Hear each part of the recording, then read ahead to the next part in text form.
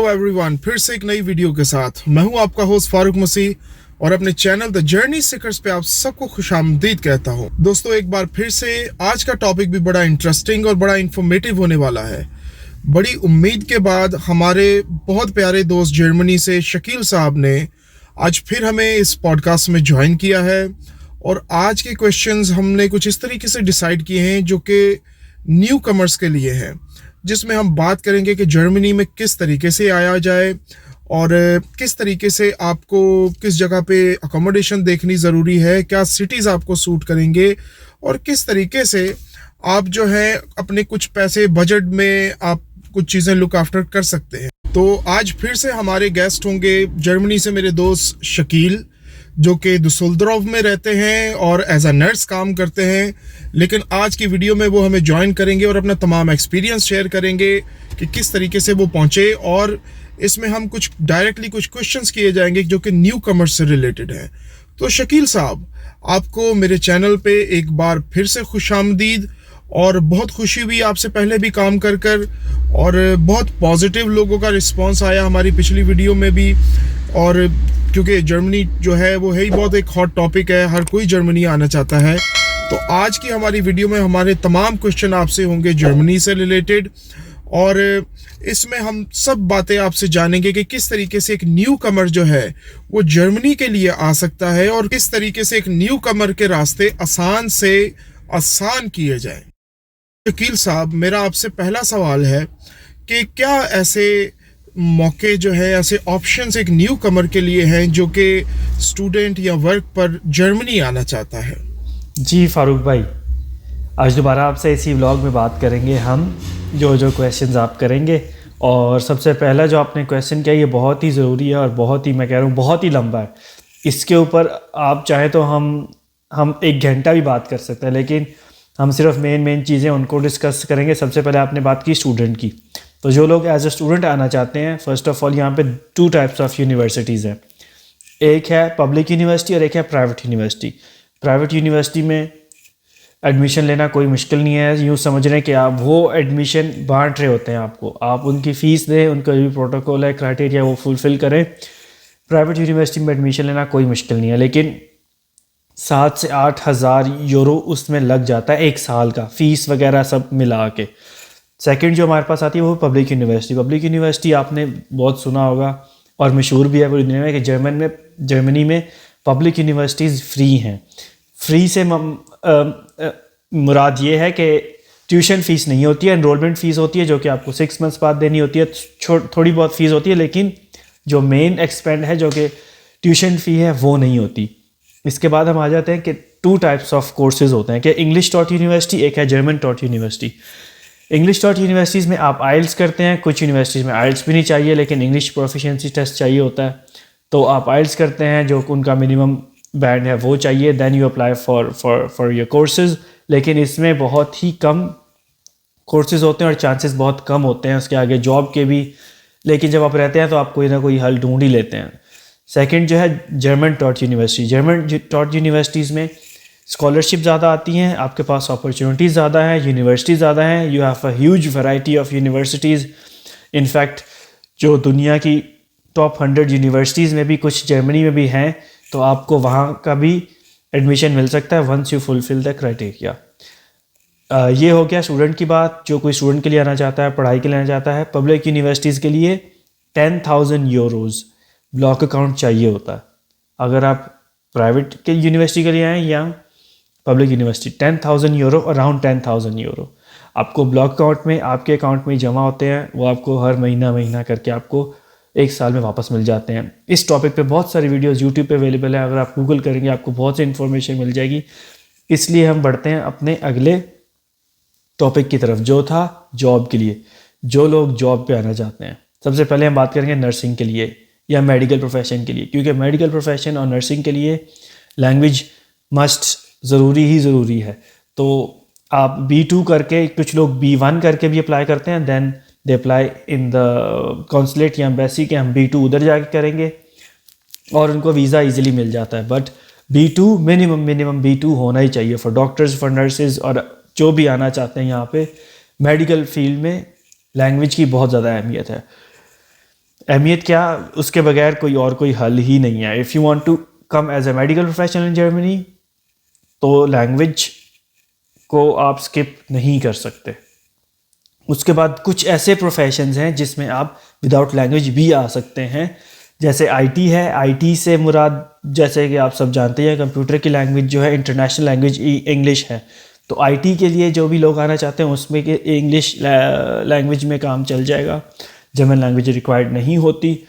Science and research में वही लोग जो रिसर्च करना चाहते हैं, या उनका कोई थीसिस है, या कोई उन्होंने स्पॉन्सर है, या वट एवर, मतलब हायर स्टडीज़ को अगर आप देखें, या कुछ रिसर्च है, तो अगर आप उनको कन्विंस कर पाएँ या वाकई आप रिसर्च करना चाहते हैं, तो इसके लिए जर्मनी, क्योंकि आपको पता है साइंस एंड रिसर्च में जर्मनी बहुत आगे, और अभी भी वो हर तरीके से कोशिश कर रहे हैं कि दुनिया को जो है compete किया जाए। इसके अलावा स्टार्टअप्स एंड एंटरप्रेन्योरशिप है। स्टार्टअप्स मींस आप कोई अपना बिजनेस शुरू करना चाहते हैं, या आपके कोई आइडियाज़ हैं जो कि आप इधर करना चाहते हैं, तो उसमें एक है अपॉर्चुनिटी जो कि इंग्लिश लैंग्वेज में भी आप चढ़ जाएगा, tourism and hospitality. Tourism and hospitality जो है, ये मेन बड़े शहर में जो लोग इस पेशे से वाबस्ता है उनको पता है यहाँ कैसे काम करना है या कैसे हो सकता है। मेरा इस बारे में कुछ ज़्यादा नॉलेज नहीं है या इन्फॉर्मेशन नहीं है, आपको इंटरनेट से इजीली मिल जाएगी। तो उसके बाद जो है freelancing and remote from home work, ये भी आपको जो है, अगर आप कोई डिज़ाइनर हैं, या आप कुछ लिखते हैं, या आप कोई डिजिटल मार्केटिंग करते हैं, उसके लिए भी लैंग्वेज की कोई एज सच ज़रूरियात नहीं है। बाकी अदर दैन दैट जो इकोनॉमिक्स है, बैंकिंग है, जो भी बड़ी बड़ी फील्ड हैं, उनमें लैंग्वेज की ज़रूरत है ही है, मतलब मस्ट है लैंग्वेज, उसके बाद ही आप अप्लाई कर सकते हैं। और प्लीज़ अगर आप हमें और हमारे व्यूवर्स को जो है कुछ डिटेल में बता सकें कि क्या आपको डॉक्यूमेंटेशन ज़रूरत पड़ती है इन प्रोसेस के ज़रिए, चाहे वो वर्क परमिट हो या स्टूडेंट हो या कोई और प्रोग्राम है, क्या आपको डॉक्यूमेंटेशंस की ज़रूरत पड़ती है? जी फारूक भाई, ये भी आपने बहुत नेक्स्ट स्टेप का सवाल किया। ये जो किसी के जहन में कोई बात आ सकती है, बहुत ही अच्छा सवाल किया, बहुत ही रेलेवेंट क्वेश्चन है।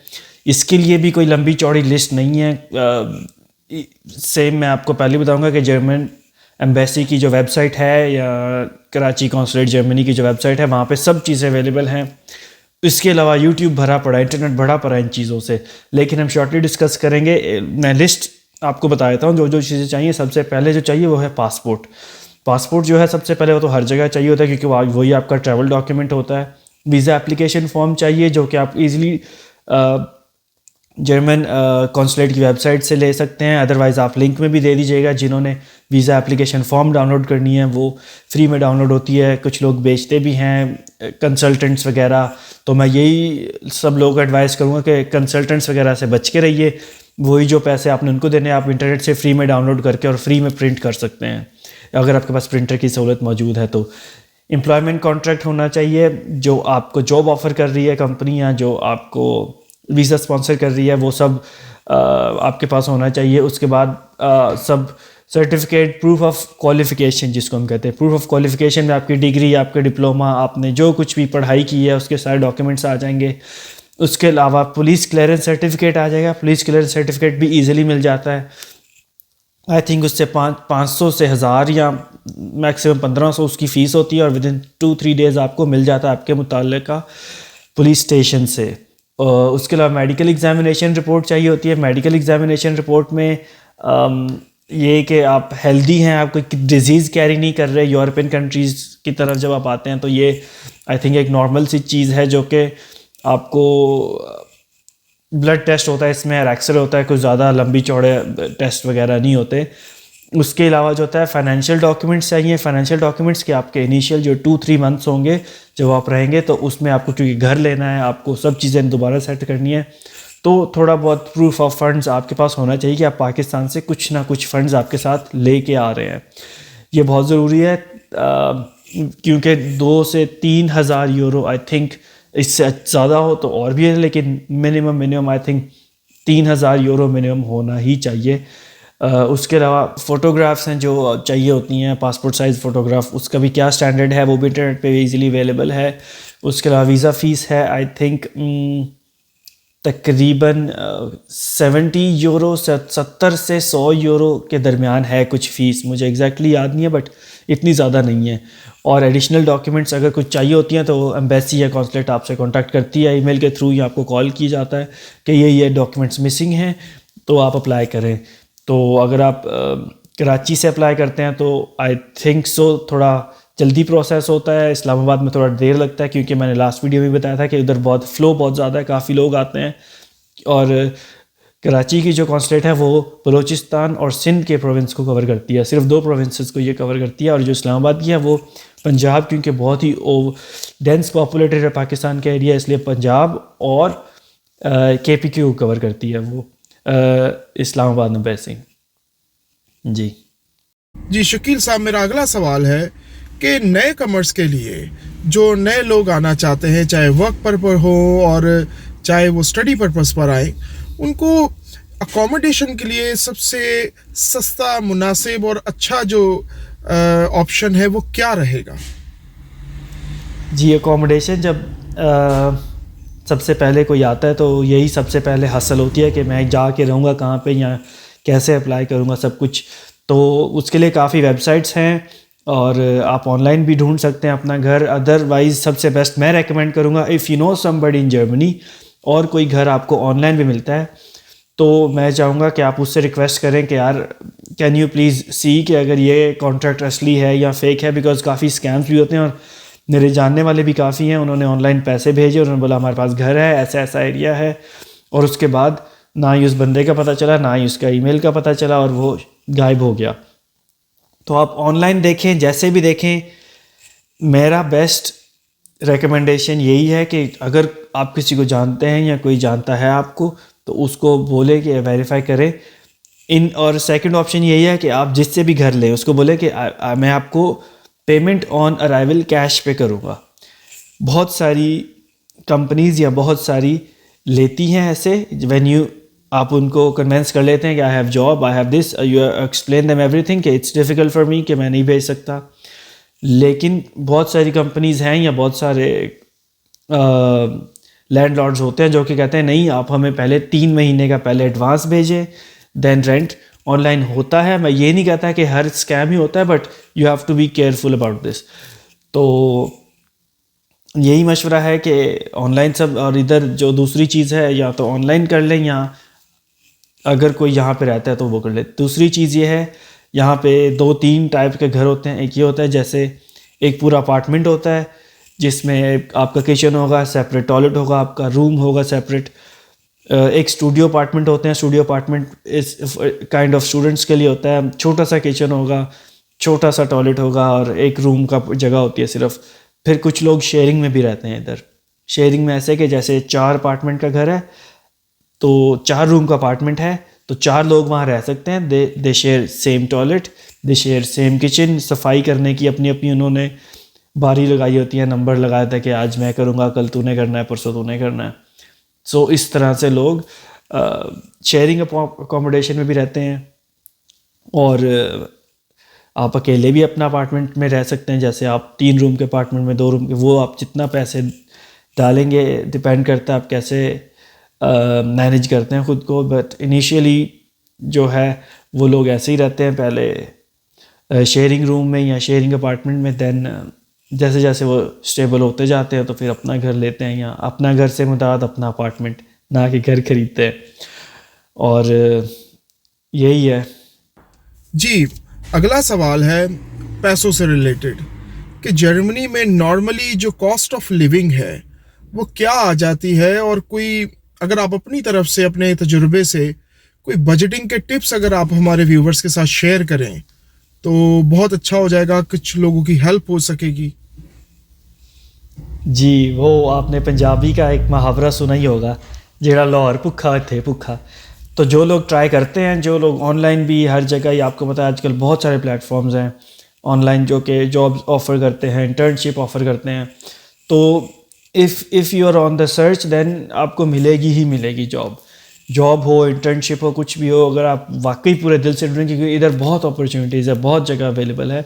क्योंकि आपने देखा होगा एक जो पॉपुलेशन गैप आ रहा है, क्योंकि बूढ़े लोग थे जो वो बहुत ज़्यादा हो गए हैं, और यंग या स्किल वर्कर्स या यंग पीपल है ही कम इधर। तो इस हवाले से अगर देखा जाए तो जॉब बहुत ज़्यादा है, लेकिन on the other side competition भी बहुत सख्त है।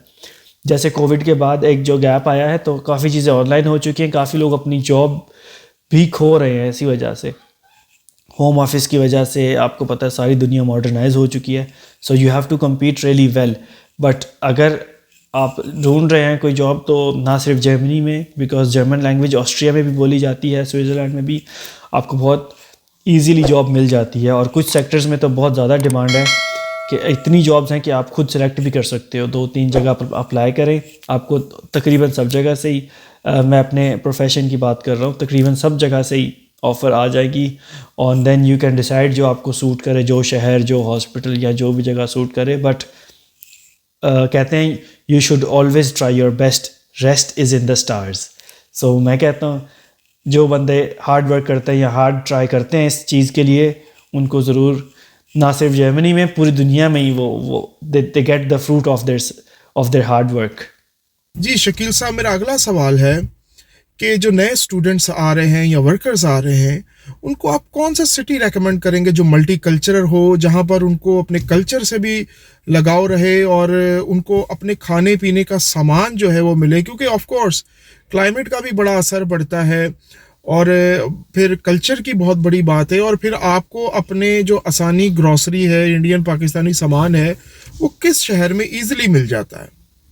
जी, कॉस्ट ऑफ लिविंग की आपने बात की, तो आई थिंक ये सिर्फ जर्मनी में अप्लाई नहीं होता, ये हर जगह अप्लाई होता है। अगर आप किसी पाकिस्तान को ले लें या इंडिया ले लें, कहीं भी आप बड़े शहर में रहते हैं, तो बड़े शहर में ऑफ कोर्स अकोमोडेशन महंगी होती है। अकोमोडेशन महंगी क्यों है? आपको इजीली एक्सेसिबल है, पब्लिक ट्रांसपोर्ट का, आप 24 घंटे तकरीबन स्टोर्स खुले हैं, आप हर जगह इजीली जा सकते हैं। और अगर आप रहते हैं किसी छोटे गांव में, तो उधर अकोमोडेशन सस्ती होगी, लेकिन उसके ड्रॉबैक्स ये हैं कि ट्रांसपोर्टेशन आपको मिलेगी ज़रूर, बट इतनी फ्रीक्वेंट नहीं चलेगी जितना बड़े शहरों में है। प्लस आप जो ग्रोसरीज वगैरह हैं वो थोड़ी दूर होंगी। तो ये प्रोज एंड कॉन्स है, आप डिसाइड करते हैं। कुछ लोग जो हैं वो वैसे भी सुकून वाली जगह में रहना पसंद करते हैं, कुछ लोग जो हैं वो थोड़ा आदी हो चुके होते हैं उस शोर के और उस हल्ला गुल्ला के, तो वो ऐसी जगह रहना प्रेफर करते हैं। तो depend on person to person. But अगर आप, जैसे मैंने पहले भी कहा कि बड़े शहर में रहेंगे तो अकोमोडेशन महंगी है, लेकिन उसका फ़ायदा ये है कि आपको हर चीज़ें इजीली एक्सेसिबल होती हैं। सेकंड, छोटे गांव में रहेंगे तो ये ड्रॉबैक्स होंगे उसके, जो मैंने अभी थोड़ी देर पहले बताए। प्लस कुछ लोग ऐसा भी करते हैं जो कि बड़ी सिटी के नेबरिंग सिटीज़ हैं वहाँ रहते हैं। उसका सबसे बड़ा फ़ायदा ये होता है कि जैसे आपकी जॉब नेक्स्ट सिटी में है और वो बड़ा शहर है, फॉर एग्ज़ाम्पल बर्लिन में आपकी जॉब है, बर्लिन में अकोमोडेशन बहुत महंगी है, तो आप बर्लिन की कोई नेबरिंग सिटी में अकोमोडेशन लेंगे जहाँ से आपकी 30 मिनट की कार से ड्राइव होगी। तो वहाँ लोग रहते हैं और गाड़ी से आते जाते हैं रोज़ अपने ऑफिस में, और ऐसे भी कुछ लोग मैनेज करते हैं। तो टोटली डिपेंड ऑन यू। जब आप यहाँ आ जाएंगे, कोई 1 साल या 6 महीने रहते हैं, आपको सब चीज़ें जो हैं ईज़िली आप डिसाइड कर सकते हैं कि आप वो प्रेफर करते हैं या ये वाला लाइफस्टाइल प्रेफर करते हैं। जी शकील साहब, मेरा अगला सवाल है आपसे कि क्या बसों का, पब्लिक ट्रांसपोर्ट का या ट्रैम्स का वहाँ पर निज़ाम है? क्या टाइम पर पहुँच जाती हैं? और अगर टाइम पे पहुँच जाती हैं तो आप लोगों को फिर भी कितने ट्रांजिट करने पड़ जाते हैं एक दिन के अंदर? जी, अगर ट्रांसपोर्ट का यहाँ देखा जाए तो बहुत ही अच्छा सिस्टम है। मैं 4 साल तकरीबन मुझे हो गए मैं बगैर गाड़ी के यहाँ पे सफ़र कर रहा हूँ। पिछले साल इन्होंने अनाउंस किया था 50 यूरो की टिकट है, नॉट 50 यूरो एग्जैक्टली, 49 यूरो की टिकट है, जो कि पूरे जर्मनी में वैलिड है। आप कोई भी पब्लिक ट्रांसपोर्ट ले सकते हैं, बस ले सकते हैं, ट्राम ले सकते हैं, और जो लोकल ट्रेन है उस पर आप सफ़र कर सकते हैं। नॉट द बुलेट ट्रेन या जो फास्ट ट्रेन होती हैं, इंटरसिटी ट्रेन उनको कहते हैं, उनके अलावा आप कोई भी पब्लिक ट्रांसपोर्ट ले सकते हैं। उस कार्ड की फ़ीस जो है, उस मेंबरशिप होती है, उसकी कार्ड की फ़ीस 50 यूरो है। प्लस आपको बोला कितना आपको चेंज करना पड़ता है या ट्रांजिट करना पड़ता है, डिपेंड कि आप कौन सी जगह रहते हैं। बड़े शहरों का ट्रांसपोर्ट सिस्टम बहुत ही अच्छा है। समटाइम्स 5 मिनट बाद एवरी 5 मिनट्स बस जा रही होती है, एवरी 5 मिनट्स ट्राम जा रही होती है। बिकॉज इतने बिजी एरिया को चलाते रखने के लिए उनकी मजबूरी है इतना फ्रीक्वेंटली ट्रेन बस चलाना. सो अगर आप बड़े शहर में रहते हैं, एक तो उधर वैसे ही ओवर क्राउडिंग है, गाड़ी रखना तो और पार्क करना और ये सब समझ लें एक अजाब है बड़े शहरों में. तो लोग खुद भी पब्लिक ट्रांसपोर्ट पे जाते हैं और बहुत इजीली, क्योंकि 50 यूरो टिकट की वजह से तो बहुत इजी है. प्लस स्टूडेंट्स को और भी सस्ती टिकट मिलती है. तो अगर आप किसी छोटे गांव में रहते हैं, उधर भी 1 आवरली बस चलेगी या जैसे भी वो है, मतलब they have planned something for everyone. अगर आपके पास गाड़ी नहीं है, ऐसा नहीं कि आप जो है बिल्कुल ही पैदल हो जाएंगे, लेकिन ऐसा बिल्कुल भी नहीं है. कोई ना कोई 1 घंटे बाद 2 घंटे बाद आपको बस आपके एरिया से पिक करेगी ही करेगी. और जो बड़े एरियाज़ हैं उधर तो 24 घंटे पब्लिक ट्रांसपोर्ट चलती रहती है. जो छोटे एरियाज़ हैं उधर रात 10 बजे 12 बजे 1-2 बजे तक चलती है. दैन सुबह 5 बजे से ऑनवर्ड्स फिर शुरू हो जाती है, क्योंकि लोग अर्ली मॉर्निंग काम के लिए निकलते हैं. तो survival without a car is possible in Germany. मैं बोलूँगा नॉट ओनली इन जर्मनी, जो कि नेबरिंग कंट्रीज़ है, हॉलैंड हो गया, बेल्जियम हो गया, सब जगह पब्लिक ट्रांसपोर्ट बहुत अच्छा है जी. ट्रेन्स लेट होती हैं यहाँ पे. जर्मनी अपनी ट्रेन्स की वजह से बहुत लेट होने की वजह से बहुत मशहूर है. और बराबर में ही हॉलैंड है, जो कि सेम ट्रेन्स उधर भी जाती हैं इधर भी आती हैं. जो अगर लोग एक मुल्क से दूसरे मुल्क ट्रैवल करते हैं तो ट्रेन से भी जाते हैं, और वही ट्रेनें उधर बिल्कुल पंक्चुअल हैं, लेकिन इधर लेट है. No one knows the reason कि क्या वजह है, बट जर्मनी फेमस है अपनी ट्रेन लेट होने की वजह से जी शकील साहब, मेरा अगला सवाल है कि जर्मनी में जो है, क्या आपको जर्मन से अलावा किसी और ज़ुबान के ऊपर भी काम या स्टडी करना इजीली हो सकता है, या आपको एक सर्टेन लेवल के जर्मन आपको आनी ही चाहिए? इसकी कितनी ज़्यादा ज़रूरत आपको डे टू डे लाइफ में ज़रूरत पड़ती है? अगर आप यही समझते हैं कि जर्मन लैंग्वेज आनी ही चाहिए, तो प्लीज़ आप कोई रिसोर्सेज भी शेयर करें कि जो लोग इजीली जर्मन सीख सकें.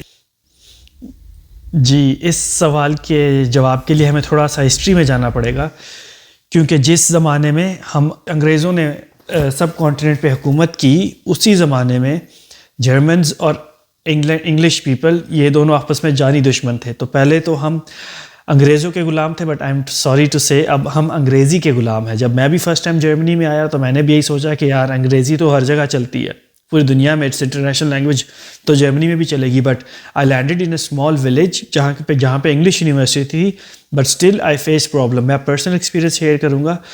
जो भी लेटर आते हैं गवर्नमेंट के, जो भी आपको ईमेल आती है या आपको करनी पड़ेगी, वो सब जर्मन लैंग्वेज में ही होगी. सबसे जो पहला एक्सपीरियंस होता है, if you come to Germany and if you want to buy a SIM, उसके लिए भी एक जर्मन लैंग्वेज चाहिए होती है. अगेन, ना सिर्फ सिम कार्ड लेने के लिए, आपकी रोज़मर्रा की ग्रोसरी के लिए आपको कुछ पढ़ना है, या कोई प्रोडक्ट है, आप किसी चीज़ से एलर्जी है फॉर एग्जांपल, और आप नहीं पढ़ सकते उसमें, तो ऑफ कोर्स आजकल तो AI का ज़माना है और लोग फ़ोन से ट्रांसलेट कर सकते हैं. बट रोज़मर्रा की कन्वर्जेशन के लिए German language plays a vital role. Again, जो बड़ी सिटीज़ हैं लाइक बर्लिन, म्यूनिक, वहाँ पे इंग्लिश फिर भी चल जाती है, मतलब लोगों को थोड़ी बहुत आती है, आप कम्युनिकेट कर सकते हैं. बट स्टिल जर्मन लैंग्वेज अगर आपको आती है, इट्स अ प्लस पॉइंट. अगर आप किसी स्मॉल विलेज में रहते हैं, किसी स्मॉल टाउन में रहते हैं, तो वहाँ पे बहुत ही कम लोग अंग्रेज़ी बोलते हैं. प्लस जो न्यू जनरेशन है उनको अंग्रेज़ी आती है हॉलीवुड मूवीज़ देखने की वजह से. अदरवाइज़ इनके स्कूल्स में अभी अंग्रेज़ी सिखाना शुरू की है. अदरवाइज़ इनके स्कूल्स में बिल्कुल अंग्रेज़ी का कोई रुझान ही नहीं था. तो जो बूढ़े लोग हैं उनको तो बिल्कुल अंग्रेज़ी का येस नो भी नहीं आती. Yes, if you say them yes, may be they will not recognise के what does yes mean. So specifically according in my profession, इसीलिए German, not only German language, every language in every country plays a vital role, because you have to communicate, and communication is also a vital plays a vital role in nursing as well, in all medical fields. तो yes, अगर आप language के बगैर गुजारा है, मैं ये नहीं कहूँगा कि आप मर जाएंगे, आप बिल्कुल जैसे चांद पे गुजार रहे हैं, बट आपको खुद ही पता चलेगा. साइन बोर्ड्स हैं, बस अगर आपने बस लेनी है, बस का कनेक्शन है, बस अगर लेट होगी, फॉर एग्जांपल ट्रेन लेट हो गई, ट्रेन की अनाउंसमेंट जो है वो जर्मन लैंग्वेज में हो रही है, और आप उधर ही खड़े रहे 2 घंटे ट्रेन का वेट करते रहे। तो इसलिए जर्मन लैंग्वेज होना बहुत ही, ये छोटी छोटी एग्जांपल्स हैं जो कि मैटर करती हैं रोज़मर्रा ज़िंदगी में। आप पहले समझते हैं कि यार अंग्रेज़ी है, मुझे तो अंग्रेज़ी आती है, बहुत अच्छा है। Even if you take admission, I will say कि जो लोग आना चाहते हैं, जो लोग इंटरेस्टेड है, यूट्यूब पे या ऑनलाइन क्लासेस लें। ऑनलाइन प्लेटफॉर्म्स पे जो है बहुत ही वीडियोस अवेलेबल हैं। यूट्यूब पे बहुत से टीचर्स हैं जो कि फ्री में यूट्यूब पे लेसन्स देते हैं। उसके अलावा गोएथे और टेल्क इंस्टीट्यूट है जो कि सर्टिफाइड है जर्मनी में। इनके जो हैं, जैसे आइल्स है हमारा ब्रिटिश काउंसिल से, और AOC एक ऑस्ट्रेलियन है, और आई डोंट नो 1-2 और भी हैं। तो उनके सर्टिफिकेट जो हैं वो माने जाते हैं पूरी दुनिया में। तो इसी तरह गोएथे इंस्टीट्यूट है कराची में जो कि सर्टिफाइड भी है, और उनका सर्टिफिकेट हर जगह रिकग्नाइज किया जाता है। तो और एक है टेल्क इंस्टीट्यूट जो कि है वो कराची में या पाकिस्तान में नहीं है। तो और भी कुछ लोग प्राइवेट भी और ऑनलाइन क्लासेस लेते हैं।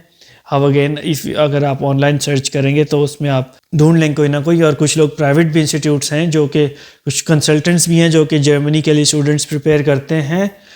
तो उनको वो अपने ही इंस्टीट्यूट में क्लासेस भी देते हैं। कोई टीचर उन्होंने हायर किया था पाकिस्तान में या कराची में, तो कुछ लोग प्राइवेट भी क्लासेस देते हैं। और जो गोएथे इंस्टीट्यूट है फिर वहाँ से एग्ज़ाम होता है, क्योंकि जो एक्सेप्टेबल सर्टिफिकेट है जर्मनी में वो गोएथे इंस्टीट्यूट का ही है। Again it depends on you. Classes आप इंस्टीट्यूट में भी ले सकते हैं, आप खुद से भी ले सकते हैं, यूट्यूब से भी पढ़ सकते हैं। It's totally up to you. अगर आप मेरी रिकमेंडेशन पूछें तो जो तरीका आपको सूट करे, if you can do it online, तो ऑनलाइन क्लासेस भी आप ले सकते हैं। इफ़ यू प्रेफर फिज़िकल तो गोएथे इंस्टीट्यूट है। इसके अलावा भी 2-3 इंस्टीट्यूट्स हैं कराची में, मैंने सुना, जो कि जर्मन लैंग्वेज पे काम कर रहे हैं। और उसके अलावा YouTube is always available for not only for German language, in fact for I think for every language. अगर आपने कुछ सीखना है तो YouTube is a huge platform and it's growing day by day. जी, मेरा अगला सवाल है आपसे कि क्या स्टूडेंट्स को पार्ट टाइम जॉब्स इतनी इजीली मिल जाती हैं, और क्या जो स्टूडेंट्स जो अपनी ग्रेजुएशन पूरी कर चुके हैं उनको इंटर्नशिप इतनी इजीली मिल जाती है, और इसके कितने ज़्यादा चांसेस रहते हैं कि अगर आपने ग्रेजुएशन जर्मनी से की है और आपकी इंटर्नशिप हो गई है तो आपको वर्क परमिट में आप उसे कन्वर्ट कर सकें? जी, बहुत ही रेलेवेंट सवाल किया आपने। सबसे पहले हम बात करेंगे जो कि स्टूडेंट वीज़ा पे स्टूडेंट्स को काम करने की इजाज़त है या नहीं। तो आपको 120 आवर्स अ ईयर अलाउड है काम करना। अब 120 आवर्स का मतलब आप जैसे भी इसको डिवाइड करना चाहें, आप चाहें आप एक दिन में 120 घंटे कर लें, जो कि इम्पॉसिबल है, सिर्फ मुहावरे के लिए बात की है। तो 120 hours once you can do in a month, in 2 months आप जैसे भी करें, 3 मंथ्स। वैसे 120 कितने बनते हैं? ऑलमोस्ट 3 to 4 मंथ्स बनते हैं छुट्टियां वगैरह मिला के। तो अगर आप फुल टाइम करते हैं तो मोस्टली जो स्टूडेंट्स हैं वो क्रिसमस सीज़न में, क्योंकि क्रिसमस सीज़न में बहुत ही यहाँ पे अमेज़ॉन जो है और उसके अलावा जो अमेज़ॉन के जैसी कंपनीज़ हैं वहाँ पे बहुत ही पीक टाइम होता है। They pay over time as well. Over time मतलब they pay well on those peak hours, क्योंकि उसी दिनों में मदर्स डे भी आता है, उन्हीं दिनों में ब्लैक फ्राइडे भी आता है जो कि बहुत वर्ल्ड फेमस, जो कि फॉर ब्लैक वीक जो है वो सेल के लिए या इलेक्ट्रॉनिक्स के लिए, ऐसी चीज़ों के लिए पूरी दुनिया में फेमस है। उसके अलावा क्रिसमस आता है तो लोग गिफ्ट वगैरह देते हैं। न्यू ईयर भी इसके बाद आता है। तो उस सीज़न में स्टूडेंट्स को बहुत ज़्यादा जॉब अपॉर्चुनिटीज़ मिलती हैं, और क्योंकि कुछ लोगों के जो एक्सेसिव आवर्स होते हैं वो भी उसमें कवर हो जाते हैं, जो कि रिमेनिंग आवर्स होते हैं। तो कुछ लोग ऐसे करते हैं, कुछ लोग जो कि हैं वीकेंड्स पे जॉब करते हैं, पूरा साल वो वीकेंड पे या कुछ छुट्टियां ले जब होती हैं अपने कॉलेज से, यूनिवर्सिटी से, सेमेस्टर ब्रेक, कुछ ऐसे जॉब करते हैं। बट अगर एंड में देखा जाए तो 120 आवर्स एक स्टूडेंट अलाउड है काम करने के लिए इन जर्मनी।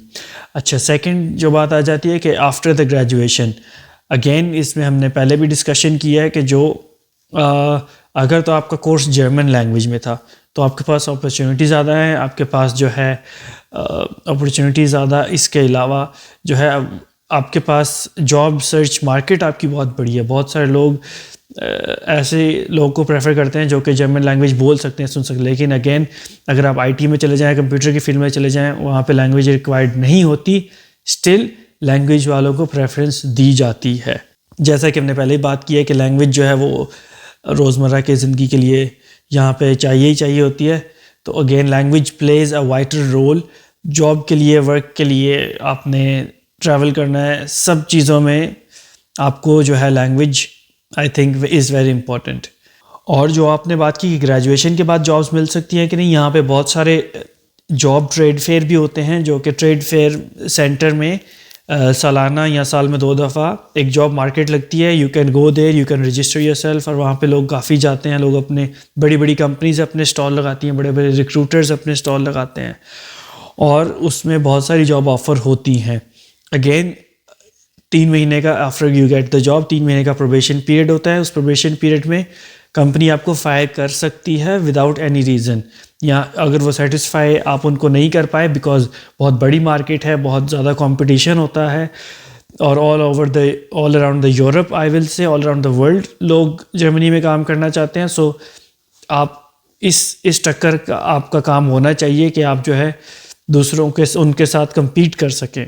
तो yes, job market is growing and बहुत ही अच्छे चल रही है, लेकिन you have to compete with them, so be prepared for that and you have to give your 100%, otherwise I don't think कुछ लोग हैं जो कि आजकल बहुत AI टूल्स आ चुके हैं, चैट GPT, और इससे हेल्प लेते हैं। अगेन नकल के लिए भी अक्ल की ज़रूरत है, तो आपको उस लेवल पे होना चाहिए कि आप उनको compete कर सको या उनको उनके टक्कर का काम कर सको। तो जी आज की हमारी ये वीडियो शकील साहब हम यहाँ पर ही ख़त्म करते हैं, क्योंकि सवालों की जो फेहरिस्त है वो तो बहुत लंबी है और इसमें वीडियो बहुत लंबी हो जाएगी। मैं फिर से आपका बहुत बहुत शुक्रगुजार हूँ कि आपने अपनी मसरूफ़ ज़िंदगी में से कुछ वक्त जो है हमारी वीडियो के लिए निकाला और हमारे व्यूवर्स की आप किसी ना किसी तरीके से हेल्प करने के लिए हर वक्त मौजूद रहते हैं। जी, मुझे भी बहुत अच्छा लगा आपसे इस डिस्कशन पे बात करके, और जो लोग इससे बेनिफिट लेना चाहते हैं या हेल्प लेना चाहते हैं उनके लिए आई थिंक ये वीडियो बहुत ही यूज़फुल होगी। और मैं भी रेकमेंड करूँगा फ़ारूक भाई का चैनल देखिए और इनका फेसबुक पेज लाइक कीजिए, द जर्नी सीकर्स।